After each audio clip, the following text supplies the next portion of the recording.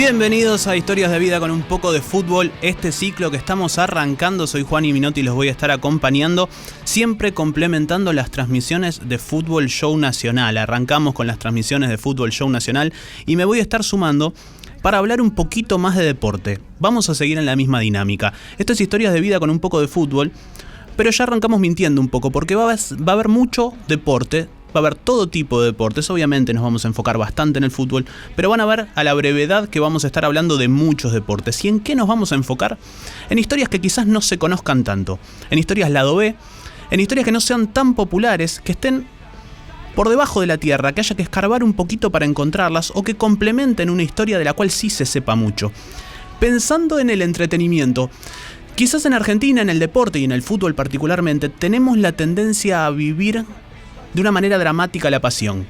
Lejos de renegar de esa cuestión, que me genera hasta cierto orgullo, y comparto ese dramatismo, creo que de este lugar podemos encontrar un pequeñito espacio para empezar a tratar el fútbol y el deporte de una manera diferente, pensando en el entretenimiento, pensando en la diversión, pensando en desdramatizar y en aprovechar esas ricas historias que tienen un tinte humorístico que nos da todo el mundo del deporte.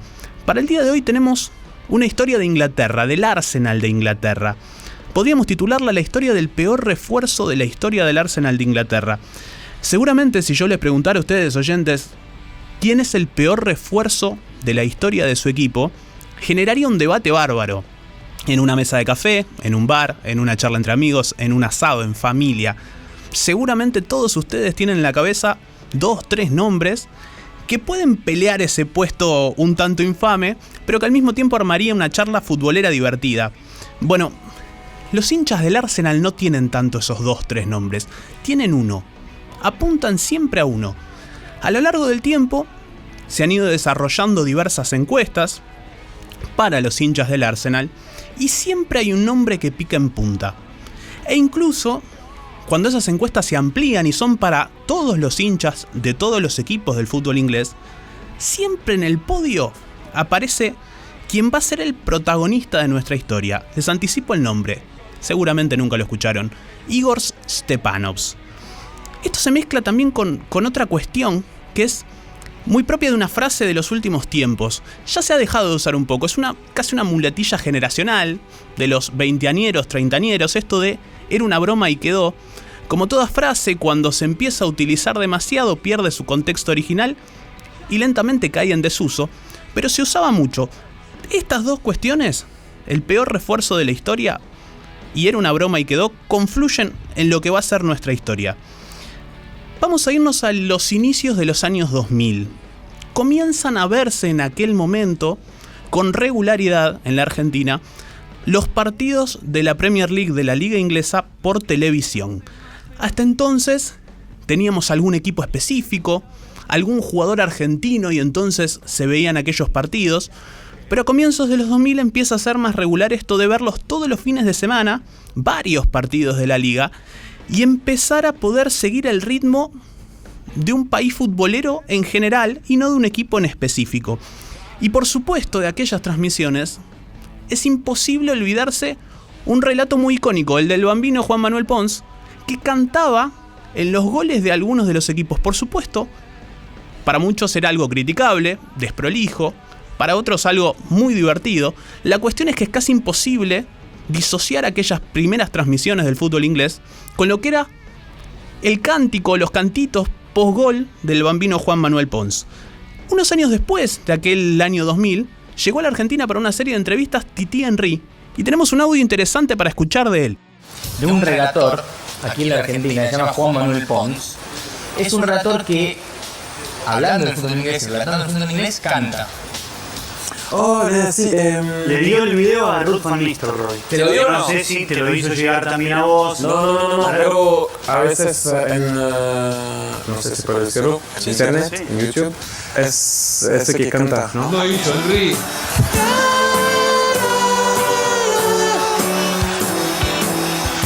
El gol lo hizo Henry.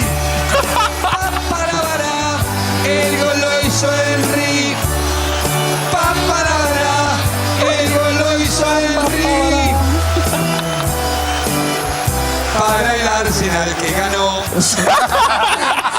No rima con nada, pero bueno, la intención es lo que va.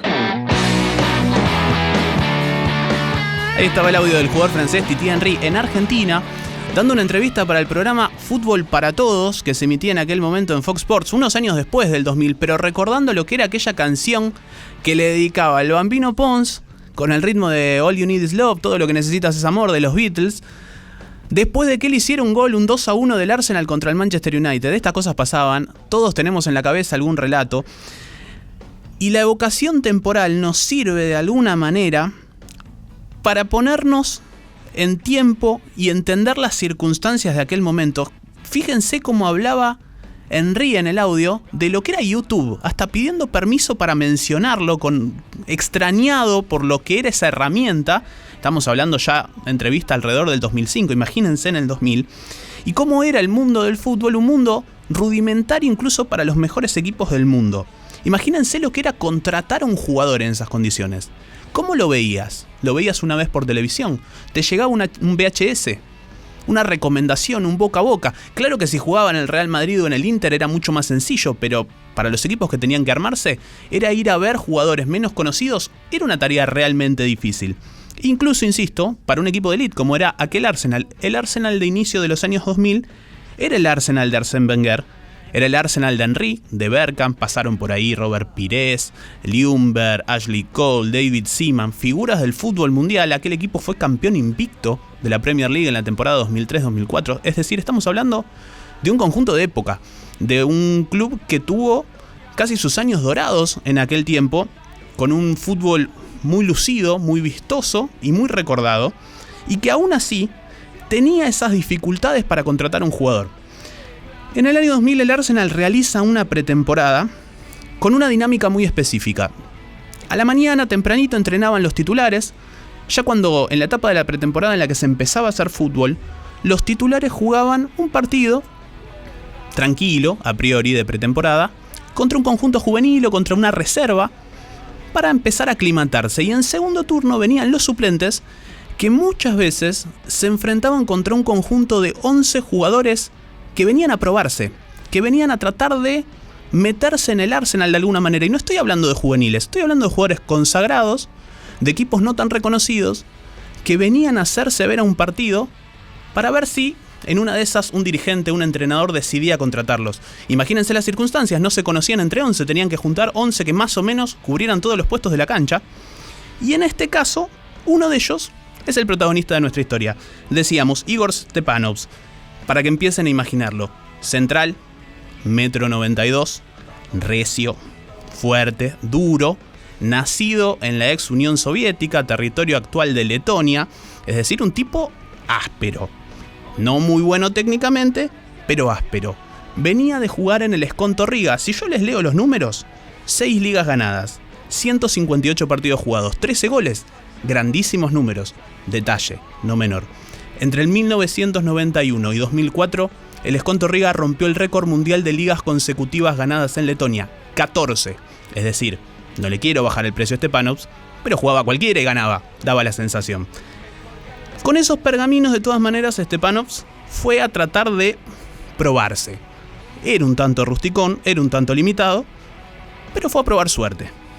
Por otra parte, en el equipo titular, la dupla central era Tony Adams y Martin Keown. El detalle es que Keown era insoportable.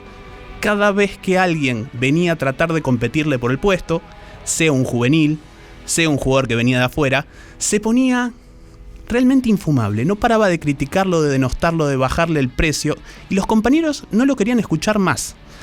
Claro, no es cómodo que un compañero o un potencial compañero que vaya a llegar al club haya sido maltratado por el titular porque no se la bancaba en la competencia leal. Y en determinado momento se cansaron y decidieron hacerle una broma que iba a tener consecuencias fuertes a largo plazo. La broma es tranqui, no se preocupen, pero las consecuencias al menos eran caras, o iban a ser caras. Después de jugar su partido como titulares, se sentaron en el banco de los suplentes a observar el partido entre los que efectivamente eran suplentes, y aquel equipo de 11 improvisados que venían a probar suerte y divisaron a un jugador que claramente destacaba sobre el resto por su tamaño físico, su forma de moverse un poco torpe y su impronta diferente, que era nada más y nada menos que Igor Stepanovs. Y lo apuntaron por su posición fundamentalmente de marcador central como el protagonista de la broma que iban a intentar hacerle a Martin Kiwon. Iba a empezar este partido entre reserva y suplentes y ya se lo veía a Stepanovs con algunos movimientos no tan usuales para un jugador de fútbol, un poco torpes como decía hace un rato, no tan ortodoxos. Sin embargo, ese iba a ser el protagonista de la broma. Antes de seguir, y como vamos a hacer en cada programa, vamos a acompañar la historia con un poco de música. En este caso, nos vamos a ir al hincha más famoso del Arsenal de Inglaterra, Mick Jagger. No vamos a ir con los Rolling Stones porque en los Stones había una batalla interna. Charlie Watts, hincha del Tottenham, Mick Jagger, hincha del Arsenal. Dicen que cuando eran jóvenes, incluso, Charlie Watts intentó convertirlo a Mick Jagger. Lo llevó a la cancha, a White Hart Lane, la cancha del Tottenham, para tratar de acercar al líder de su banda a su equipo. Bueno, Mick fue un par de veces, pero no quiso saber nada, se quedó con el Arsenal. Y el otro, cantante de esta canción que vamos a escuchar, no era muy fanático del fútbol. Se pronunció más de una vez en contra del fútbol, de hecho.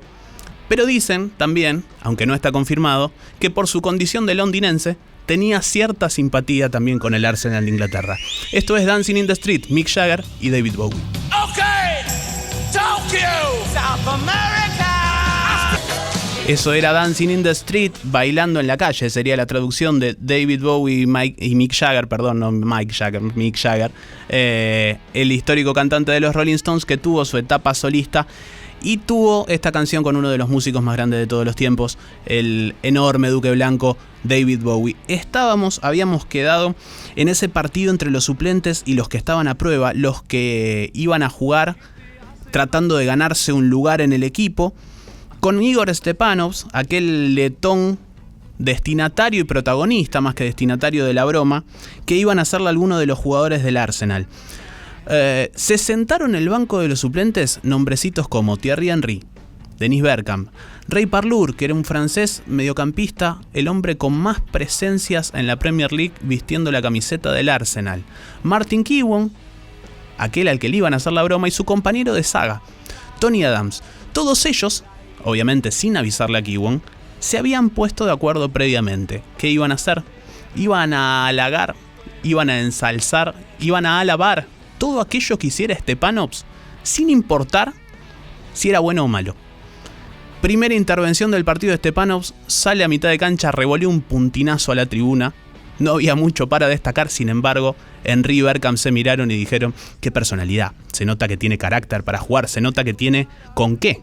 Segunda intervención, sale a la mitad de la cancha, le pega una patada fuerte a un delantero y en vez de mirarse entre ellos y decir qué burro, lo que dicen básicamente es: miren cómo se nota que tiene el carácter necesario para mostrarse en una prueba como esta.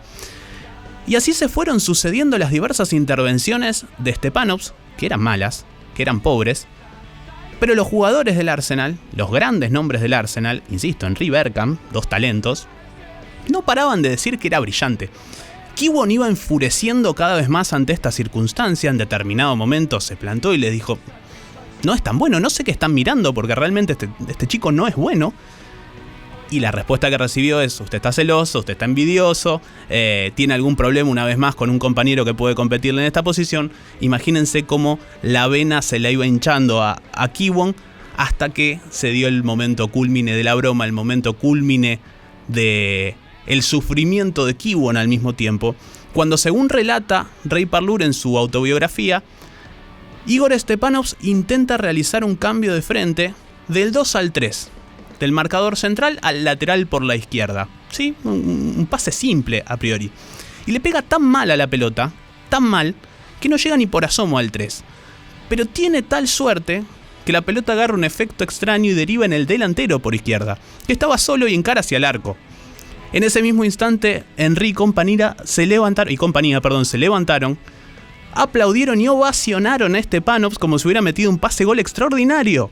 Imagínense a Kiwon, pateó una heladerita, revolvió los botines y se fue absolutamente enfurecido al vestuario. Esta acción, que derivó en las posteriores risas, aunque calmas, de los que estaban en el banco porque querían mantener el chiste, hubiera quedado como una simple broma de vestuario, como un simple chiste, divertido por cierto, si no fuese por quien estaba escuchando atrás de los jugadores, sin que los jugadores se dieran cuenta. Arsène Wenger, el técnico francés del Arsenal, talentosísimo entrenador, hoy integra la FIFA en un puesto vinculado a renovar algunas reglas específicas del fútbol. Hoy no es tan querido por los hinchas por esa búsqueda de renovar algunas reglas, pero en aquel momento era uno de los mejores entrenadores del mundo y reconocido cazador de talentos. Detectaba muy fácilmente cuando un jugador tenía condiciones para brillar, aun cuando no estaba en su momento de plenitud. Pero claro, ante las alabanzas de sus mejores futbolistas, empezó a dudar de sus propias condiciones. Empezó a preguntarse si ese muchacho Stepanovs era tan bueno y él no le estaba pudiendo ver. Si era un talentoso defensor que él se estaba por perder, porque él no veía sus cualidades magníficas como destacaban Henry y compañía. Todo hubiera quedado ahí, insisto, pero al día siguiente, los muchachos del Arsenal, los titulares, llegaron al vestuario tempranito a la mañana, empezaron a cambiarse, a ponerse las medias, los botines, y se encontraron con que al lado de ellos, haciendo exactamente lo mismo, estaba nada más y nada menos que Igor Stepanovs. Había sido comprado al Esconto Riga por pedido expreso de Arsène Wenger en una cifra de 1 millón de libras. A ver, para cualquier mortal 1 millón de libras es un dineral. Para el mundo del fútbol, quizás hoy no. En los 2000 era muchísima plata. Muchísima plata, sobre todo por un marcador central que ya había pasado los 25 años. No era un joven talento. Insisto, no miremos el mercado del fútbol con los ojos de los Neymar o los Cristiano Ronaldo, que han fracturado el mercado y han hecho que suba el precio de los futbolistas sideralmente. Miremoslo con los ojos de los 2000, en los cuales era incluso detectar, como decía al principio, qué jugador era bueno y qué jugador no era tan bueno. Bueno, inversión de 1 millón de libras y Stepanovs se calzó los botines y la camiseta del Arsenal. Wenger no se enteró que era una broma hasta un tiempo después, cuando empezó a ponerlo en entrenamientos y en partidos, y se encontró con que el nivel del letón era realmente paupérrimo. Los hinchas lo querían matar a Stepanovs, pero fundamentalmente a Wenger, que era el que había pedido que se haga la inversión por él. Estuvo 3 años en el club, jugó solo 17 partidos. Imagínense que con el volumen de partidos que tiene la liga inglesa, 17 partidos en 3 años es muy poco. Ellos tienen Premier League, FA Cup, Copa de la Liga, Arsenal jugaba Champions League. Es poco, y aún así da lugar a que los hinchas se acuerden de él como el peor refuerzo de la historia del club y uno de los peores de la historia del Arsenal en general. A pesar de todo, estuvo 3 años en el club, se dio el gusto de integrar uno de los equipos más recordados de la historia del fútbol, de ganar 2 FA Cups, que es el torneo de fútbol más antiguo del mundo, de ganar una Premier League y de ser, para bien o para mal, un hombre sumamente recordado por el hincha del Arsenal, hasta el día de hoy. Después de esa etapa en el Arsenal, después de esos 3 años, Stepanovs siguió jugando un poco más. Fue a Suecia, fue a Suiza, fue al fútbol de Bélgica. Allí claramente desentonó menos. Nunca fue un fenómeno, nunca fue un crack, pero claramente no tenía el desnivel, no estaba tan desparejo como estaba en la Premier League, una de las mejores ligas del mundo. Era una broma y quedó. Y Stepanovs se transformó en un ícono para los hinchas del Arsenal, insisto, para bien o para mal. Hasta aquí hemos llegado con historias de vida con un poco de fútbol. Primera edición de este programa que va a estar acompañando al Fútbol Show Nacional. Complementando las transmisiones con algunas historias deportivas, vamos a estar en la próxima edición hablando un poquito de básquet, para ya meternos en otro deporte, para que quede claro que vamos a estar tocando todo tipo de deportes. Soy Juan Minotti, ha sido un placer acompañarlos en esta primera edición de Historias de Vida con un poco de fútbol. Chau.